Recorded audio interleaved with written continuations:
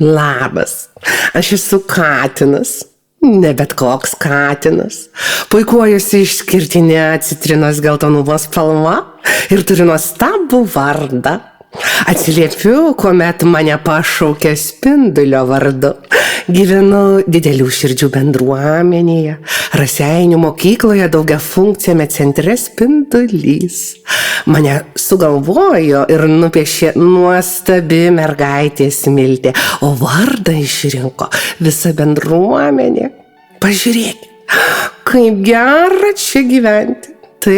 Taip, gyventi, o ne ruoštis gyvenimui. Ir aš gyvenu. Oi, kaip gyvenu. Mano namai įsikūrė gamtos apsuptyje. Turiu didžiulę, žalią teritoriją, kurią dalinuosi su ypatingais vaikais. Kaip mes šauniai leidžiame laiką kartu. Įsitaisęs patogiai senų obelų šakose stebiu, kaip jie žaidžia. Tyrinėja augalus, vabaliukus, stebi paukščius, renka obuolius, spaudžia sultis, o pavasarį kartu sode gaudame krentančius žiedlapius ir ieškome lobių.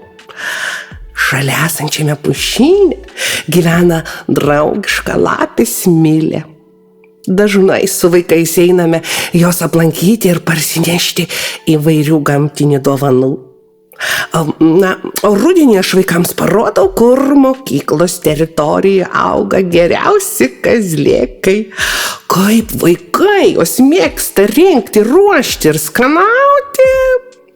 Mėgsta jie ir moliūgų saldainius, kuriuos gamina iš pačių užaugintų moliūgų komposto krūvoje.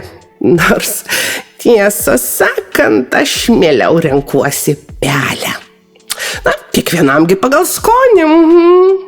Aš kasdien matau, kad visa bendruomenė nuoširdžiai ir su meile stengiasi dėl kiekvieno vaiko.